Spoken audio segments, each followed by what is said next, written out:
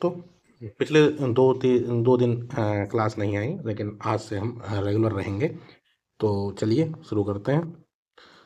हमारा पहला प्रश्न है कि निम्नलिखित कथनों पर विचार कीजिए।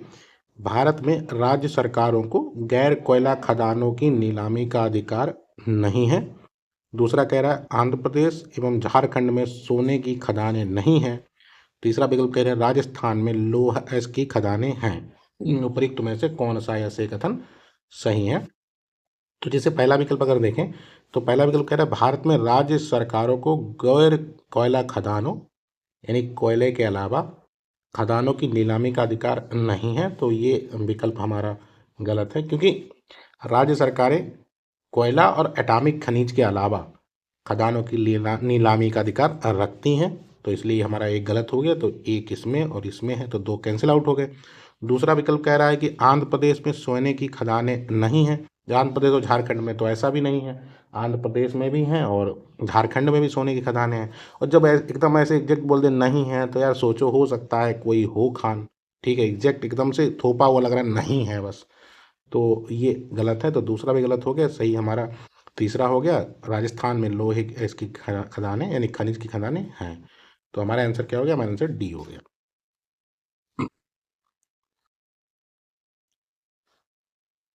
प्रश्न है कि निम्नलिखित में से कौन सा शहर दिल्ली के सबसे समीप के देशांतर पर स्थित है? यानी अगर हम देखें कि अगर मान लीजिए ऐसे, अगर ये दिल्ली है तो इसके समीप ये जो देशांतर आ रहा है, इसके सबसे समीप क्या है? कि कह रहा है बेंगलुरु है, कि हैदराबाद है, कि पुणे है, कि नागपुर है, इस तरीके से। तो इसका अगर हम आंसर देखें तो इसका आंसर क्या है? बेंगलुरु।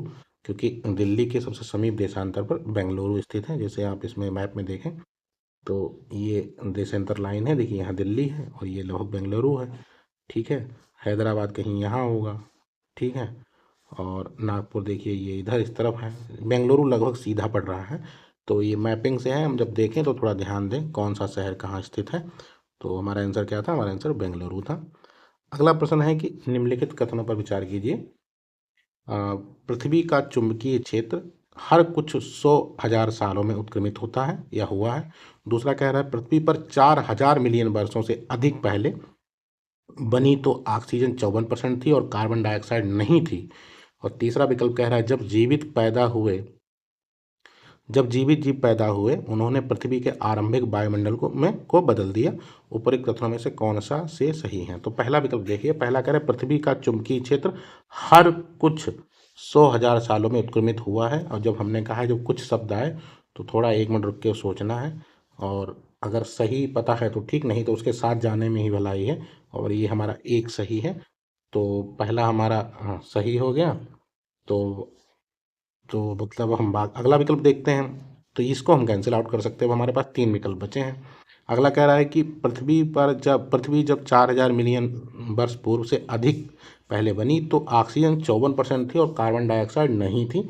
तो एकदम गलत है, क्योंकि ऑक्सीजन बाद में आई, कार्बन डाइऑक्साइड पहले से ही थी। तो दूसरा हमारा गलत है, तो दूसरा हमारा इसमें है, तो ये कैंसिल आउट हो गया। एक हमारा सही है। अब तीसरा देखते हैं। तीसरा कह रहा है कि जब जीवित जीव पैदा हुए तो उन्होंने पृथ्वी के आरंभिक वायुमंडल को में बदल दिया। तो ये हमारा सही है। तो आंसर हमारा 1 और 3 है।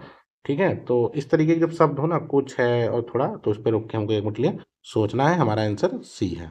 ठीक है, अगला है कि भारत में सौर ऊर्जा उत्पादन के संदर्भ में नीचे दिए गए कथनों पर विचार कीजिए। पहला विकल्प कह रहा है कि भारत प्रकाश वोल्टी इकाइयों में प्रयोग आने वाले सिलिकॉन वेफर्स का दुनिया का तीसरा सबसे बड़ा उत्पादक है। ठीक है, और दूसरा विकल्प कह रहा है कि सौर ऊर्जा शुल्क का निर्धारण भारतीय सौर ऊर्जा निगम के द्वारा किया जाता है। उपरोक्त में से कौन सा या से सही है? तो पहला विकल्प कह रहा है कि भारत दुनिया का तीसरा सबसे बड़ा उत्पादक है। तो ये गलत है। भारत उत्पादक नहीं, अभी भी हम लोग क्या करते हैं, खरीद आयातक के रूप में ही है। तो हमारा पहला विकल्प गलत हो गया। दूसरा कह रहा है कि सौर ऊर्जा का शुल्क निर्धारण भारतीय सौर ऊर्जा निगम द्वारा किया जाता है।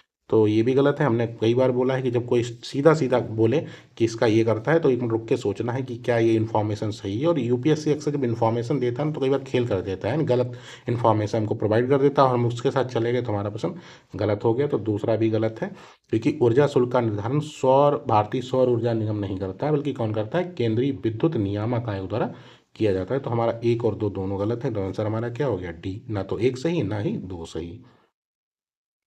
अगला प्रश्न है कि निम्नलिखित में से कौन सी एक कृत्रिम झील है। कृत्रिम झील है मतलब मानव निर्मित। तो देखिए नैनीताल हम जानते हैं ये मानव निर्मित नहीं है। दूसरा कलेरू आंध्र प्रदेश, ये भी हम जानते हैं ये भी नहीं है। तो दो तो हमने कैंसिल आउट कर दिए। अब बचा कोडाई कनाल और रेणुका भी एक कृत्रिम झील नहीं है। आंसर है कोडाई कनाल तमिलनाडु, ये एक कृत्रिम झील है। तो आंसर हमारा क्या है, आंसर हमारा ए है। अगला है हमारा प्रश्न कि निम्नलिखित कथनों पर विचार कीजिए। बैरन द्वीप ज्वालामुखी एक सक्रिय ज्वालामुखी है जो भारतीय राज्य क्षेत्र में स्थित है। दूसरा कह रहा है बैरन द्वीप ग्रेट निकोबार द्वीप से लगभग 140 किलोमीटर पूर्वी दिशा में स्थित है। और तीसरा विकल्प कह रहा है पिछली बार बैरन द्वीप में ज्वालामुखी 1991 में उद्गार हुआ था और तब से यह निष्क्रिय बना हुआ है। उपरोक्त में से कौन सा ऐसे कथन सही है। तो पहला विकल्प कह रहा है कि बैरन द्वीप भारतीय मतलब इस राज्य स्थल में स्थित, तो एकदम सही बात है, एक इसमें कोई दिक्कत ही नहीं है। एक अगर हमारा सही हो गया तो 3 हमारा कैंसिल आउट हो जाएगा, बी हमारा हो जाएगा, बचा 1 और 3। दूसरा हमको देखना ही नहीं है, दूसरा सही है गलत हमको सोचना ही नहीं है, हम उसको ऐसे ही गलत मान देते हैं। तीसरा देखिए, तीसरा कह रहा है कि पिछली बार बैरन द्वीप में ज्वालामुखी में उद्गार 1991 में हुआ था और तब से यह निष्क्रिय बना हुआ है। तो आपको सोचिए ये उस समय करंट अफेयर में चर्चा था और बैरन द्वीप में उस समय उद्गार हुआ था। तो तीसरा भी हमारा गलत हो गया। ठीक है, ये करंट अफेयर से चर्चा में बहुत ज़्यादा था और 1991 के बाद कई बार मतलब बैरन द्वीप में मतलब उद्गार हुआ है। तो तीसरा हमारा गलत हो गया, सही हमारा क्या हो गया, सही हमारा ए हो गया। मतलब हमको ना अगर ये वाला पता था और ये कह रहा ये मतलब एक गलत, जब एक हमने सही कर दिया तो देखिए हम अपने आप उत्तर तक पहुंच गए थे। हमको दूसरा सोचना ही नहीं था कि पूरब में है कि नहीं है। तो इस तरीके से अभी हम उत्तर तक पहुंच सकते हैं अगर एक इन्फॉर्मेशन हमको पता है तो एलिमिनेट करके हम पहुंच जाएंगे। ठीक है, तो अगर हम देखें तो देखिए ये मैप है, मैपिंग से ही था और ये करंट अफेयर उसमें बहुत चर्चा में था। तो देखिए बैरन आइलैंड ये है और ये मध्य अंडमान जो है साउथ, ये इसके पूरब में, मतलब पोर्ट ब्लेयर के पूरब में कह सकते हैं, 140 किलोमीटर पूरब, पोर्ट ब्लेयर के 140 किलोमीटर पूरब दिशा में। और जो ग्रेट निकोबार है वो एकदम लास्ट में नीचे है, तो उसके उत्तर हो जाएगा ना कि पूरब हो जाएगा। तो आंसर हमारा क्या था, हमारा आंसर था एक, सिर्फ एक सही था। चलिए अगला है कि निम्नलिखित कथनों पर विचार कीजिए। प्रश्न कह रहा है कि विश्व में सर्वाधिक प्रवाल भित्तियां उष्णकटिबंधीय सागर जलों में मिलती हैं। दूसरा कह रहा है विश्व का 1/3 से अधिक प्रवाल भित्तियां ऑस्ट्रेलिया, इंडोनेशिया, फिलीपींस राज्य में स्थित है। और तीसरा कह रहा है कि उष्णकटिबंधीय वर्षा वनों की अपेक्षा प्रवाल भित्तियां कहीं अधिक संख्या में जंतु संघों का परिपोषण करती हैं। उपरोक्त में से कौन सा ऐसे सही है। तो पहला विकल्प कह रहा है कि भविष्य में सर्वाधिक प्रवाल भित्तियां उष्णकटिबंधीय जलों में मिलती है। तो ये हम लोग पढ़ते हैं, नॉर्मल सी बात है, एकदम सही है। अगर एक सही है तो हम इसको कैंसिल आउट कर देंगे। अब देखिए हमने एक तो एलिमिनेट कर दिया, अब बचा है दूसरा। पढ़ते हैं कि रहा विश्व की 1/3 से अधिक प्रवाल भित्तियां ऑस्ट्रेलिया, इंडोनेशिया और फिलीपींस राज्यों में मिलती हैं। तो हम पढ़ते भी हैं कि देखिए ऑस्ट्रेलिया में ग्रेट बैरियर रीफ है, इंडोनेशिया में, और ये उष्णकटिबंधीय क्षेत्र भी है। तो दूसरा भी हमारा सही है, तो दो हमारा सही हो गया। तो देखिए दो इसमें नहीं है, इसको कैंसिल आउट कर दीजिए। अब तीसरा कह रहा है उष्णकटिबंधीय वर्षा वनों की अपेक्षा प्रवाल भित्तियां कहीं अधिक संख्या में जंतु संघों का परिपोषण करती हैं। तो तीसरा भी हमारा सही है, आंसर हमारा डी है। इसमें 1, 2 और 3 तीनों सही थे, तो आंसर हमारा क्या हो गया, आंसर हमारा डी हो गया। चलिए आगे। अगला है कि निम्नलिखित युग्मों पर विचार कीजिए। जो क्षेत्र जो कभी कभी समाचार में उल्लेखित है और देश यानी वो किस देश में स्थित है। तो पहला हमारा है कि कैंटालोनिया, तो कह रहा है स्पेन में है। दूसरा कह रहा है क्रीमिया हंगरी में है। मिडानाओ फिलीपींस में है और ओरोमिया नाइजीरिया में। तो कौन सा सही है। तो अगर हम देखें तो हमारा पहला कैंटोनोनिया स्पेन में है, और ये हम पिछले पीवाईक्यू में डिस्कस कर चुके हैं, ये रिपीट हुआ है। ठीक है, ऑप्शन फिर से रिपीट हुआ है। क्रीमिया हंगरी में नहीं है, ये यूक्रेन और रूस के बीच विवादित है, तो ये कैंसिल आउट हो गया। दो दो हटाएंगे तो देखिए 2 इसमें है और 2 इसमें है। अब हमारे पास विकल्प बचा, या एक तो हमारा सही हो गया, तो देखिए अपने आप हम पहुंच गए उत्तर तक। हमको बस इतना पता था कि क्रीमिया उसमें है, किसमें है, रूस और यूक्रेन के विवादित क्षेत्र है। जैसे हमने देखिए इसको कैंसिल आउट किया ना, हमने ये हमको पता था क्योंकि हम पिछले पीवाईक्यू में कर चुके हैं। अब आप ये भी नहीं कह सकती ये हमको नहीं पता था, क्योंकि हम पहले डिस्कस कर चुके हैं। अब कैंटोलोनिया स्पेन में हो गया, तो एक हमारा सही हो गया, एक इसमें भी नहीं है और एक इसमें भी नहीं है। ठीक है, अब हमारे पास बचे सिर्फ 2 ऑप्शन।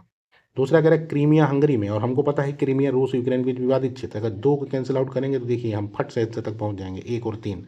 अब मिंडानाओ हम जानते हैं फिलीपींस में है, और ओरोनिको नाइजीरिया में नहीं, हमको पता होता ना पता होता, लेकिन तब भी हम कर लेते। तो आंसर हमारा क्या हो गया, आंसर हमारा सी हो गया। यानी हमको ना एक प्रश्न को एलिमिनेट करके हम उत्तर तक पहुंच सकते हैं। सारे ऑप्शन ना भी पता हो तब भी तो उत्तर तक पहुंच सकते हैं, तो हमको यही करना है। तो आंसर हमारा क्या है, आंसर हमारा सी है। और देखिए, ये देखिए स्पेन में है कैंटालोनिया, यूक्रेन, और ये देखिए रसिया क्रीमिया, ये वाला क्षेत्र है।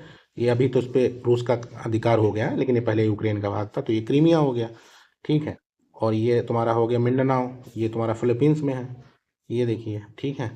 और अगला तुम्हारा क्या था, ओरोनिको। अब ओरोनिको देखो कहाँ है, सोमालिया वाले रीजन, इथोपिया वाले रीजन में है। ठीक है, ओरोनिमिया।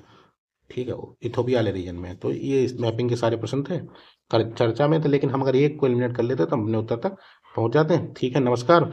अब लगातार रेगुलर क्लास आएगी, 2 दिन थोड़ा डिस्टर्ब था, कुछ काम था तो इसलिए नहीं आ पाया। ठीक है, कल मिलते हैं, रेगुलर क्लास रहेगी। धन्यवाद।